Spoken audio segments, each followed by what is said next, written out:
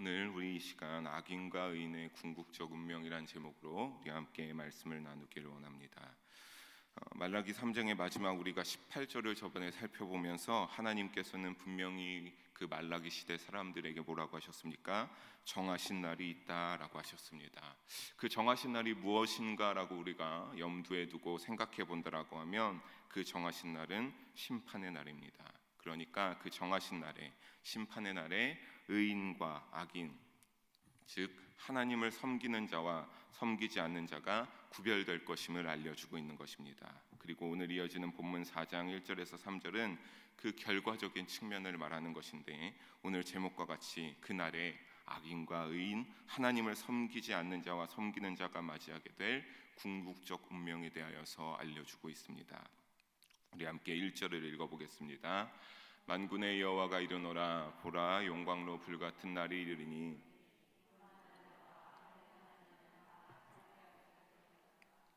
그 이르는 날에 그들을 살라 그 뿌리와 가지를 남기지 아니할 것이로되. 아멘. 악인, 그러니까 즉 하나님을 섬기지 아니하는 자들이 심판의 날에 어떤 운명에 처하게 될 것인지를, 그 궁극적 운명이 무엇인지 보여주고 있습니다. 하나님께서 말라기 선지자를 통해 말씀하시기를 무엇으로 다스리겠다라고 하십니까? 1절 초반에 보게 되면 불로 다스리겠다라고 말씀하고 있습니다.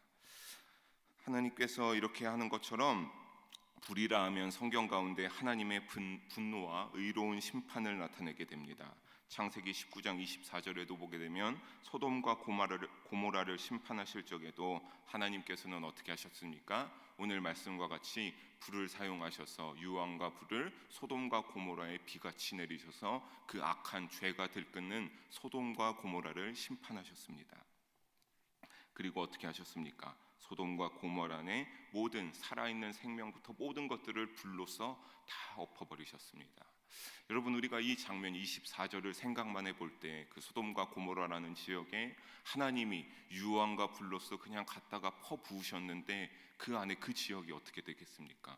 건물이 남아나겠으며 우리가 그 가운데 생명 있는 것들이 살아날 수가 있겠습니까? 정말 작은 짐승 하나, 개미 하나조차도 죽을 수밖에 없을 것입니다. 하나님은 그렇게 심판하실 때면 불로써 무섭게 심판하셨습니다. 그런데 오늘 말라기서에도 하나님께서는 똑같이 불로써 악인들을 다스리겠다라고 하시는데 어떠한 불입니까? 바로 용광로 속의 불이라 말하고 있습니다. 우리가 용광로를 생각하고 그 용광로에 있는 불을 생각할 때면 어떻습니까? 무엇이 들어가든 그 안에 어떤 금속이든 순식간에 삼키고 녹여버려서 금방 흔적조차 남지 않아 소멸시켜버리지 않습니까? 그만큼 주님께서 어떻게 하겠다라고 하는 겁니까? 무섭게, 내가 용광로 불과 같이 무섭게 심판하시겠다라고 하는 겁니다. 누구를 향하여서 그런 겁니까? 악한 자들, 주님을 섬기지 않고 악하게 살아가는 그들을 향하여서 주님이 심판하실 적에 내가 그 죄에 대하여서 용광로 불과 같이 굉장히 무섭게 심판하시겠다라고 하는 겁니다. 그러면서 이어서 다 무엇과 같을 것이라 합니까? 교만한 자와 악을 행하는 자는 다 지푸라기 같을 것이라고 말하고 있습니다. 교만한 자들, 악을 행하는 자들은 이전에 3장 15절에 살펴볼 때도 나왔습니다. 그리고 오늘 본문 속에 교만한 자들, 악을 행하는 자들이라는 이 단어 역시 원어로 살펴볼 때 3장 15절과 4장 1절에 나오는 것이 동일한 원어로 사용되었습니다. 완전히 동일합니다. 앞서 3장 15절에서 그렇다면 이스라엘 백성들은 하나님을 향하여서 뭐라고 했습니까? 아무렇지 않게 향하여 뭐라고 했습니까? 교만한 자가 복되다하며 악을 행하는 자가 번성하며 하나님을 시험하는 자가 화를 면한다라고 했습니다. 얼마나 하나님을 온전히 믿지 않고 하나님에게 받았던 은혜를 모두 다 까먹었으면 그들이 하나님을 향하여서 한다는 소리가 고작 이제는 하나님의 의가 소용이 없다, 하나님을 믿는 것이 참 헛되다, 참 부질없다라고 얘기하고 있는 것입니다. 얼마나 교만하고 가증스러운 것입니까? 받은 은혜는 생각하지 못하고 자신들이 이제 와서 자신들의 삶이 어려우니까 하나님을 향하여서 독이 담긴 악한 말들을 그지없이 쏟아내는 그들의 모습을 볼 때면 하나님이 참으로 어이없다라고 여기실 것입니다. 그런데 하나님을 향하여서 그렇게 말하는 그들을 향하여서 하나님 앞에 그렇게 장담하는 것은 어떻게 보면 참 인간적인 생각으로 보고 인본주의적인 생각으로 본다면 참으로 그럴듯하지 않습니까? 나는 늘 이렇게 어렵게 살아가고 있고 나는 힘든 삶을 살아가고 있는데 참 믿지 않는 자들이, 저렇게 제멋대로 사는 자들이 떵떵거리며 여유 있고 그렇게 살아가는 모습을 보면 얼마나 참 그 속이 어떻겠습니까? 그 인간적인 심정은 이해합니다. 하지만 여러분, 그렇게 보일 뿐입니다. 단순히 그냥 그렇게 보일 뿐이란 것입니다. 하나님의 의로운 심판날에 교만한 자와 악을 행하는 자는 용광로 불에 순식간에 삼켜져 지푸라기와 같은 결말을 맞고 말 것임을 의미하는 것을 보면 그냥 잠깐 그렇게 할 것이지만 언젠가 그들의 끝은 어떻다라고 하는 겁니까? 지푸라기와 같다. 그 용광로 불에 던져지는 지푸라기와 같을 것이다 라고 하는 것입니다. 그리고 하나님이 뭐라고 하십니까? 1절 마지막에 나오는 것처럼 보와 목까지 남기지 아니하시겠다고 합니까? 뿌리와 가지까지 남기지 아니할 것이로되.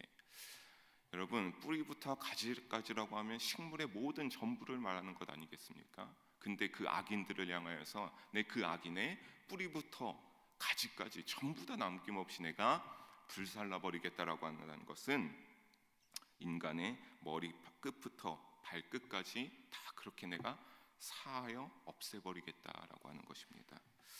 참으로 무서운 것이 아닙니까? 이처럼 하나님께서 말하는 악인의 대가는 어떤 겁니까?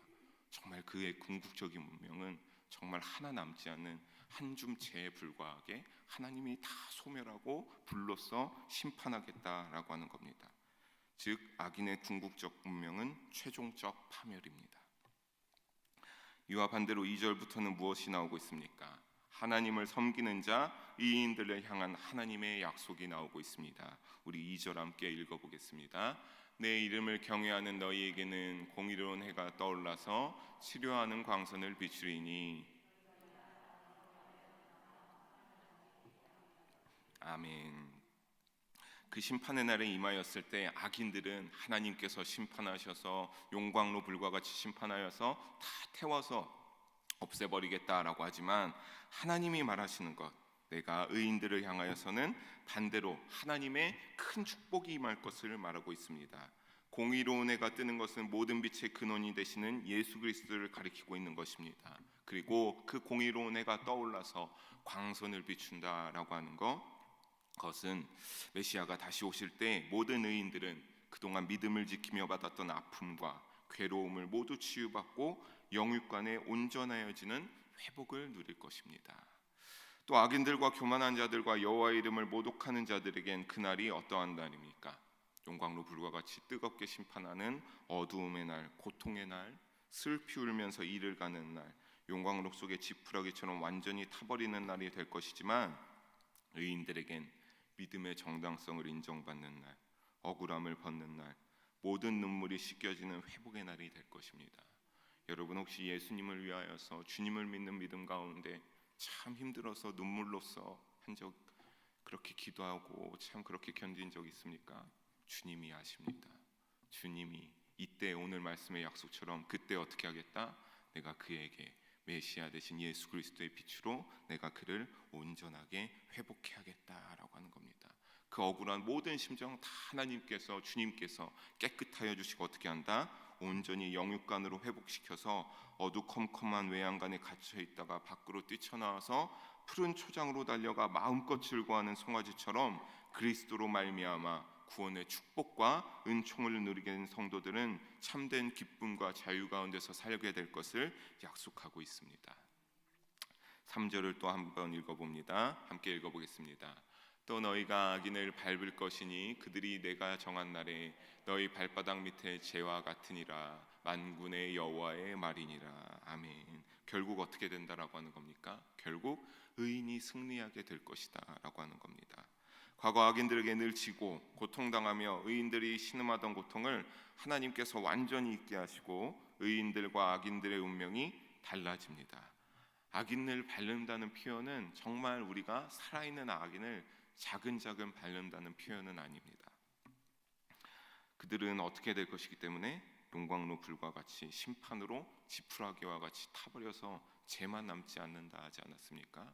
여러분 생각해 봅시다. 그날에 정말 공의로운 해가 떠오르고 그들은 심판에서 타버려서 죄밖에 나지 않았을 때 의인들은 그 죄를 어떻게 하겠습니까? 하나님 나라를 향하여서 나아갈 때 그 죄를 밟고 지나가지 않겠습니까? 그 의미입니다. 그들이 용광로불과 같은 심판으로 지푸라기와 같이 타버려 죄만 남아서 3절 후반과 같이 그 남은 잔해를 밟고 지나가는 것을 뜻합니다. 특히 발바닥 밑이라는 표현은 악인의 비참함을 강조할 뿐만 아니라 여호와를 경외하는 자들의 완전한 승리를 보여주고 있는 것입니다. 또한 마지막에 뭐라고 하고 있습니까? 만군의 여호와의 말이노라. 하나님이 이렇게 하겠다 확실하게 약속하고 계시다고 하는 것입니다. 사랑하는 성도 여러분, 우리는 지난 주일에 담임 목사님 저녁 예배 설교 때 노아의 방주에 대한 말씀을 듣지 않았습니까? 그것도 어떻게 보면 이것도 이와 똑같지 않습니까? 심판의 때가 와서 비가 내리기 시작하고 노아와 그 가족들만 열심으로 하나님이 예비하신 대로 순종하여 방주를 만들었을 때 그들이 그 노아와 가족들만 의인으로 인정받아 하나님께서 구원하시기로 하고 오랜 기간에 걸쳐 만든 방주를 타고 비가 내리기 시작했을 때 어떻게 됐습니까? 그 방주는 물 위에 떠서 높이 올라갔지만 그것을 인정하지 않았던 자들은 어떻게 되었습니까? 그 물속에 갇혀 노아와 그 가족의 발밑에서 죽임을 당하지 않았습니까? 결국 물에 잠기게 되고 오늘 본문 말씀처럼 노아의 발밑에서 운명을 달리하게 되었습니다. 사랑하는 여러분, 로마서 6장 23절에 보게 되면 죄의 사건 사망이라는 것처럼 악인과 의인의 궁극적 운명이요 주님이 정하신 운명입니다. 의인과 악인이 종말론적 심판날에 맞이하게 될 운명이 얼마나 극명하게 대비되게 되는지 우리는 알 수 있습니다. 어떻게 보면 참으로 실로 무섭지 않습니까? 나의 믿음에 따라서 내가 어떻게 살아고 내가 어떻게 죄가 있느냐 없느냐에 따라서 하나님께서 이와 같이 하시겠다라고 오늘까지 말하고 있는 겁니다. 그러니까 즉 우리라고 말라기 시대 사람들과 다를 바가 있겠습니까? 당시 말라기 시대의 이스라엘 사람들은 하나님의 율법을 지키는 것이 무슨 소용이 있겠느냐고 회의를 품었습니다. 오늘 우리도 역시 다른 믿지 않는 자들의 형통한 삶을 보며 그와 같은 생각을 하며 회의를 품을 수 있습니다. 그러나 오늘 본문의 악인과 의인의 궁극적 운명이 극명하게 비교되는 것을 볼 때 우리는 명확한 답을 내릴 수 있지 않겠습니까? 우리가 나그네와 같은 이 세상의 삶에서 무엇이 되어서는 안 되겠습니까? 악인이 되어서는 안 된다라고 하는 것입니다. 나의 삶에 내가 여러분 이렇게 열심히 어려운 코로나 상황 가운데서도 주님께 나와서 마스크를 쓰고 예배를 드릴 수 있는 것 다 무엇입니까? 하나님의 의인의 길에 들어서기 위하여서 아니겠습니까? 우리는 의인이 되어야 한다라고 하는 것입니다. 그렇다면 우리가 무엇으로 어떻게 의인이 될 수 있습니까? 의인이 되어야 한다라고 하는데 그렇다면 우리가 진정한 의인으로 내 믿음이 온전한 믿음으로 하나님 보시기에 합당한 그러한 믿음이 되기 위해서는 어떻게 해야 될까? 그것은 바로 로마서 1장 17절에 보게 되면 이렇게 나오고 있습니다. 우리 함께 한 목소리로 읽어보겠습니다. 복음에는 하나님의 의가 나타나서 믿음으로 믿음에 이르게 하나니 기록된 바 오직 의인은 믿음으로 말미암아 살리람과 같으니라. 아멘. 어떻게 된다라고 하는 겁니까? 복음에 하나님의 의가 나타나는데 그것을 믿음으로 믿음에 이르게 할 수 있다. 기록된 바 오직 의인은 그래서 그 믿음으로 말미암아 살리람과 같다라고 하는 겁니다. 사랑하는 여러분, 내 어떤 재산도 아닙니다. 나의 어떤 이 세상에서의 커리어와 내가 소유하고는 어떤 뭐 그런 것들이 아닙니다, 여러분. 내가 너무나 잘나고 뭐 했다고 한들 내가 뭐 엄청난 액수의 재정을 가지고 있다고 한들 여러분 구원 티켓을 살 수 있습니까? 살 수 없다라고 하는 것입니다. 내 어떤 재산도 아니고 세상의 명예와 위치가 아닙니다. 내 힘도 지혜도 아닙니다. 오직 예수 그리스도가 전한 오직 우리의 성경 말씀에서 나오는 그 복음을 받아들이고 그 말씀대로 믿으며 살아갈 때 믿음에 이르게 되고 그 가운데 우리를 통하여서 무엇이 나타나게 되는 겁니까? 우리가 결국 하나님의 의가 나타나게 되는 의인이 되게 된다라고 하는 겁니다. 그래서 우리가 그렇다면 말씀을 우리가 의로운 길로 가기 위하여서 그 말씀의 복음들을 잘 받아들여야 할 터인데 그 말씀 중에 하나 말씀드리고 싶은 것이 바로 사도행전 4장 12절의 말씀입니다. 우리 함께 한 목소리로 읽어보겠습니다. 다른 이로서는 하나님은 우리에게 주신 일 없음이라 하였더라. 아멘. 우리는 예수 그리스도로만 구원을 받을 수 있는 것입니다. 그 예수님께서는 우리를 구원하기 위해서 어떻게 했습니까? 제 등 뒤에 있는 여러분이 앞에 보고 있는 그 십자가 위에서 목숨을 달리하셨습니다. 거기서 우리의 죄를 위하여서 흘리신 보혈의 능력으로 말미암아 우리가 구원에 이를 수 있는 길을 만드셨으며, 마태복음 7장 13절에 예수님은 그 길을 만드시고 그 길로 구원을 받기 위해서 7장 13절에 보면 우리를 향하여서 좁은 문으로 들어가라라고 하시며, 마태복음 16장 24절에 보게 되면 자기를 부인하고 자기 십자를 지고 나를 쫓으라고 요청하고 있습니다. 사랑하는 성도 여러분, 자기를 부인한다라고 하는 것 무엇입니까? 여러분의 전적인 인간적인 내 쓸데없는 감정들, 내 욕심, 모든 것을 다 부인할 수 있어야 된다라고 하는 겁니다. 혹시 내가 이런 것들을 했을 때 내가 이것이, 여러분 가만히 생각해서 하나님이 기뻐하실 것인가? 내가 과연 예수의 제자로서 이 세상에서 믿음을 지키며 살아갈 때 그 예수의 믿음에 합당하는 나의 모습인가라고 생각할 때, 여러분이 거룩한 하나님이 주신 양심으로 생각했을 때도 그것이 아니라고 한다면 어떻게 해야 된다라고 하는 겁니까? 자기 십자가를 지기 위해서 그것을 주저없이 버리고 회개할 수 있어야 된다라고 하는 겁니다. 왜? 우리가 그것을 통해서 언제든지 그 좁은 길을, 험난한 길을 가다가 다른 길에 빠져 죄의 길로 들어설 여지가 여전히 존재하고 있기 때문입니다. 여러분, 그것은 내 힘으로 되는 것이 아닙니다. 아담과 하와로부터 이어지는 원죄의 속성이 내 마음 가운데 여전히 남아있기 때문임을 너무나 잘 아시지 않습니까? 사랑하는 여러분, 이 땅에서의 삶만 생각한다면 주님의 요구를 따르기가 얼마나 힘듭니까? 너무나 힘든 건 아닙니까? 담임 목사님이 저번에 말씀하신 것처럼 뭐라고 하십니까? 나는 좀 돈도 많이 벌고 싶고 하고 싶은 것도 다 하고 싶고, 뭐 그렇게 말하는 것처럼 누구 안 그런 사람이 어디 있겠습니까? 이 땅의 삶을 생각한다면 하고 싶은 것도 너무 많고, 그를 위해서 많은 돈도 벌고 싶고, 자녀들을 양육해야 하고 감당할 일들이 너무나 많기 때문입니다. 하지만 오늘 본문에 우리가 살펴본 것처럼 악인과 의인의 궁극적 운명을 볼 때, 우리가 그것을 생각하여 볼 때 예수님이 우리에게 요구하신 것은 무엇입니까? 너무나 가치 있는 일입니다. 이 세상의 돈보다, 내가 더 잘날 수 있는 그 어떤 것보다, 좋은 집보다, 좋은 직장보다, 그 어떤 것보다 하나님이 그 십자가의 길로 만드는 어떤 것은 무엇보다도 가치 있는 일이다라고 하는 것입니다. 정말 다시 예수님이 오시는 날, 또는 우리가 이 세상에서의 나그네의 삶을 끝내게 되는 날, 의인의 자리를 끝까지 고수하여 의인의 축복에 밟게 될 것을 생각한다면 십자가를 지고 나를 부인하며 내가 지어야 할 죄와 싸우며 끊임없이 좁은 길로 살아가기 위하여서 노력해야 되지 않겠습니까? 그리고 그를 통해서 우리가 좁은 길로 갈 만하지 않겠습니까? 하나님을 섬기지 않고 살았던 그 규례에 순응하지 않고 살던 악인들이 용광로 불과 같은 심판으로 지푸라기와 같이 흔적조차 남지 않고 하나님이 사그러뜨리겠다라고 말씀하셨습니다. 여러분, 그것이 사실 비단 악인에게 해당되는 일이긴 합니다. 하지만 우리가 죄를 지어 그 악인의 길에 들어서게 돼서 다시 하나님이 원하시는 좁은 길로 가는 그 길, 의인의 길에 들어서지 않게 된다면 이 앞에 있는 저 역시도 어떻게 될 수 있다라고 하는 겁니까? 그 용광로불의 심판에 처해질 수 있다라고 하는 것입니다. 사랑하는 여러분, 우리는 의인의 자리에 남음으로 말미암아 그들과는 반대로 영생의 자리에 들어가는 구원의 날을 소망하며 그것을 위하여서 소망하며 살아갈 수 있어야 하겠습니다. 다시 한번 명심해야 될 것이 이 땅에서의 삶으로 끝나지 않는다라고 하는 것입니다. 누구든지 주님의 심판대 앞을 거치지 않을 수가 없습니다. 누구든지 죽음 이후에, 아니면 오늘 말씀한 것이 다시 예수님이 공의로운 해와 같이 오시는 그날에 누구든지 심판대 앞을 거쳐가야 할 때, 그때 내 영혼을 부르시는 그날에도 하나님의 심판을 받고 각각 그 믿음의 분량에 따라 구분지어지게 되는데, 영생이냐 아니면 영벌을 받게 되는지 결정이 나게 되어 있습니다. 사실 이 확신을 가지고 있다 해도 여러분, 우리 삶의 현실은 쉽지 않지 않습니까?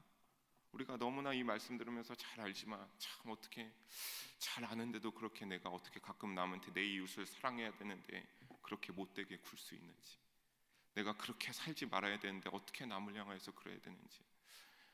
여러분, 제가 저번 주에 초등부 아이들과 설교하면서 이렇게 했습니다. 얘들아, 목사님은 다 알지 못하지만 하나님은 다 알고 계신다라고 하니까 아이들이 웃기는 했지만 아이들이 참 것을 깊이 받아들이는 것처럼, 우리라고 다를 바 있겠습니까? 여러분, 하나님은 다 아십니다. 우리의 현실은 어렵지만 그래도 우리가 힘겨워질지라도 히브리 기자는 이와 같이 말했습니다. 히브리서 12장 2절입니다. 우리 함께 읽겠습니다. 믿음의 주요 또 온전하게 하시는 이인 예수를 바라보자. 그는 그 앞에 있는 기쁨을 위하여 십자가를 참으사 부끄러움을 개의치 아니하시더니 하나님 보좌 우편에 앉으셨느니라. 아멘. 사랑하는 여러분, 우리가 힘들 때마다, 어려울 때마다, 내 현실에 유혹이 있을 때마다 이 말씀을 한 번씩 묵상해 보시기를 축원합니다. 여러분, 예수님께서도 얼마나 힘드셨겠습니까? 예수님이 오죽하면 그 고통을 아시면 예수님이 뭐라고 하셨습니까? 하나님 아버지, 내가 이 잔을 피할 수 있으면 피하고 싶다라고 기도하지 않았습니까? 하지만 그것은 내 뜻이 아니고 하나님 아버지 뜻대로 해주시옵소서라고 했습니다. 사랑하는 여러분, 그때마다 이 말씀처럼 예수님을 다시 바라보며 우리를 위해 감당하신 십자가, 그 사랑을 생각하시기 바랍니다. 하나님은 예수 그리스도 통해 천국의 문으로 들어가는 길을 열어놓으시고 우리에게 가르쳐 주셨기 때문입니다. 그렇게 의인의 궁극적 운명을 기대하며 십자가를 지신 주님을 더 간절하게 붙잡기 바랍니다. 우리 한 말씀 하나 더 읽어보겠습니다. 디모데후서 4장 7절에서 8절에 보게 되면 사도 바울은 이렇게 말하고 있습니다. 나는 선한 싸움을 싸우고 나의 달려갈 길을 마치고 믿음을 지켰으니 이제 후로는 나를 위하여 의의 면류관이 예비되었으므로 주 곧 의로우신 재판장이 그날에 내게 주실 것이며 내게만 아니라 주의 나타나심을 사모하는 모든 자에게 도니라. 아멘. 사도 바울은 주님을 붙들고 주님을 따라 죽기까지 믿음의 선한 싸움을 살았다고 합니다. 얼마나 우리가 부러워해야 될 삶입니까? 사도 바울의 삶이 내가 죽기까지 믿음의 선한 싸움으로 내가 끝까지 살았다라고 담대하게 선포하는 모습, 참으로 부럽지 아니할 수 없습니다. 그리고 믿음을 결국 지켰다라고 고백하며 의로우신 재판장께서 결국 무엇을 주신다? 의의 면류관을 내게 주실 것이다 라고 말하고 있습니다. 또 이는 나뿐만이 아니라 여러분, 마지막에 보면 예수님을 그리스도로 인정하며 사모하는 모든 이들에게 동일하게 구원의 면류관을 줄 것이라 교훈하고 있습니다. 사랑하는 성도 여러분, 예수님이 가신 그 길, 나의 너를 부정하고 너의 십자가를 지고 나를 따라오라, 그 길은 좁은 길이지만 나의 사랑하는 자들아 나와 함께 가자라고 하실 때, 여러분 함께 가시면서 우리가 각자 져야 할 십자가를 지고 감당할 때 우리는 어떻게 된다? 오늘 이 사도 바울의 고백이 우리에게 일어나게 되더라고 하는 것입니다. 여러분, 우리가 이 그 길을 감당하며 살아갈 때 언젠가 하나님 앞에 서는 그날, 하나님의 심판대 앞에 서는 그날, 하나님께서는 잘하였다 나의 충성된 종아, 나의 사랑하는 자야, 나와 함께 가자라고 구원의 나라로, 구원의 곳으로 우리를 이끌어 가실 것입니다. 사랑하는 성도 여러분, 저는 몇 번이라도 더 반복해서 우리 사랑하는 영일 성도님들에게 예수 그리스도를 온전히 붙잡자고 강조하고 싶습니다. 하나님의 나라로 들어가는 길이기 때문입니다. 여러분, 이 땅에 하나님을 통하여서 물론 축복받는 것도 있습니다. 부유하게 해주시고 많은 것들 다 하나님이 채워주시는 것, 저도 체험해봤고 어릴 때부터 체험해봐서 너무나 잘 압니다.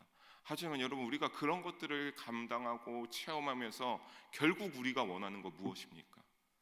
여러분, 하나님 나라에 들어가는 것 아닙니까? 하나님 나라에 들어가기 원하시는 것 아닙니까? 여러분, 저는 그러기 위해서 몇 번이든 수십 번, 수백 번, 수천 번이든 수만 번이든 여러분이 예수 그리스도를 온전히 붙잡기를 바랍니다. 그러기 위해서 신실하고 거룩하게 사시기를 바랍니다. 더욱 주님과 깊이 교제하기 위하여 기도에 힘쓰시기 바랍니다. 이 땅의 것만 구하며 기도할 것이 아니라 주님의 마음을 알기 위하여 진정 내 영혼의 구원을 위하여 기도해야 됩니다. 여러분, 그렇게 기도하시기 바랍니다. 나의 어떠한 육적인 채워지는 주머니를 채우는 것이 중요한 것이 아니지 않습니까? 하나님의 마음을 알고 하나님이 내 영혼에게 이 땅의 삶에서 나의 원하시는 것이 무엇인지 알아야 될 것이 아닙니까? 그렇지 않다면 여러분, 죄송하지만 교회에 나와서 예배드리고 신앙생활하는 것이 무슨 의미가 있습니까? 여러분, 두 랩돈 과부의 이야기 알지 않습니까? 부자가 떵떵거리며 헌금하고 드러내고 했을 때 예수님이 그것을 잘하였다 칭찬했습니까? 그가 아니라 정말 덜덜 떨며 막 손을 덜덜 떨며 자신의 전 재산을 내어드린 그 과부에게 저와 같이 해야 된다라고 하지 않습니까? 사랑하는 여러분, 이를 위하여서 우리가 주님의 나와 예배드리며 서로 사랑하는 공동체를 이뤄나가야 하는 것입니다. 그것이 구원을 갈망하는 이들이 마땅히 걸어야 할 길입니다. 우리 영일교회가, 우리 영일 성도들이 걸어야 할 마땅한 길입니다. 하지만 그러나 악한 사단은 그렇게 되도록 내버려 두지 않습니다. 우리를 향하여서 더 세상에 속하라고 유혹합니다. 거기엔 일시적 쾌락이 있다라고 말합니다. 그리고 너가 세상에 속하게 되면 어떻게 한다라고 합니까? 내가 물질적 풍요와 너가 그것으로 인하는 형통을 내가 너에게 허락하겠다라고 합니다. 그래서 그것을 주님보다 우선시하게 함으로 유혹하여 예수님이 가신 그 길을 외면하게 만들어 버립니다. 죄송한 말씀이지만 내가 그렇지 않다라는 생각은 제발 버리시기 바랍니다. 저 역시 동일합니다. 제가 이 말씀을 하면서 저 역시 그렇지 않다라고는 하지 못하겠습니다. 여러분, 우리가 나 역시 그렇지 않다? 아닙니다. 나 역시 그럴 수 있다라는 가능성을 언제나 생각해야 내가 죄짓지 않기 위하여서 염두하고 조심하면서 살아갈 수 있지 않을까요? 우리가 그 유혹에 넘어가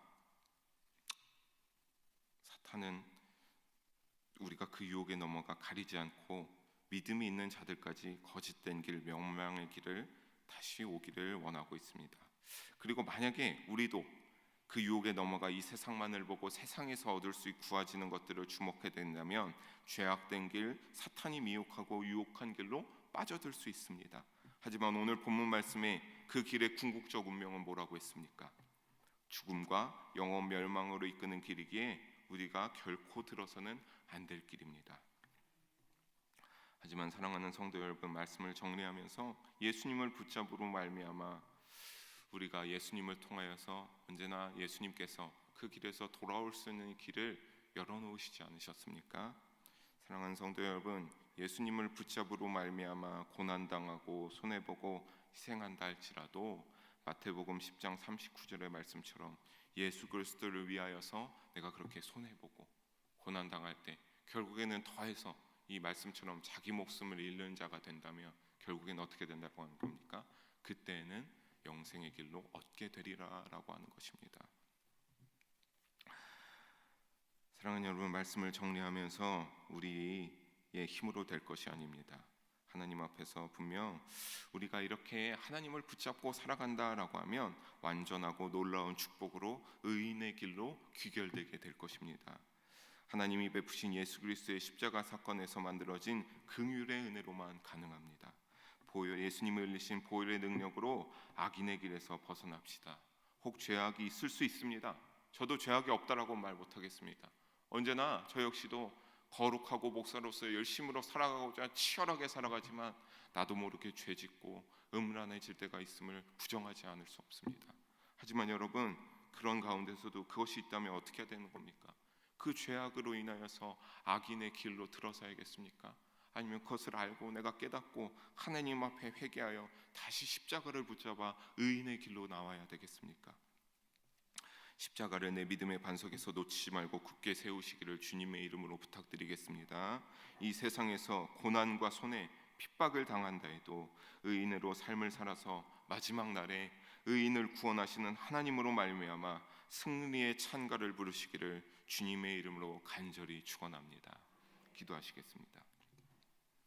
사랑의 하나님 아버지, 오늘도 부족한 자를 통하여서 귀하게 말씀을 나누게 하심을 감사합니다. 아버지, 나는 통로 되시고 모든 것은 주님이 하셨습니다. 아버지, 오늘 하신 그 주님의 말씀 가운데 악인과 의인의 그 멸망에 대하여서 알 수 있었습니다. 하나님 간절히 구원하오니 간절히 원하오니 주여 우리를 붙잡아 주셔서 의인의 길 가운데서 떠나지 않게 하여 주시옵소서. 하나님, 예수님 가신 그 좁은 길을 따라가며 나를 부인하고 져야 할 십자가를 지며 예수님을 따라가 하나님 나라에 들어가는 그날까지 예수님을 놓치지 않게 하여 주시고 그를 위하여서 성령님 우리에게 충만한 은혜를 더하여 주시사 인도 역사하심으로 그렇게 될 수 있도록 성령께서 도우시고 함께 하여 주시옵소서. 그래서 언젠가 의인의 길에서 그 길을 완주하는 그날 하나님과 함께 하나님에 들어가는 영생의 놀라운 구원의 축복을 얻을 수 있는 우리가 되도록 수 있도록 주님께서 함께 하시고 돌보아 주시옵소서. 사랑이 많으신 예수님 이름으로 기도합니다. 아멘.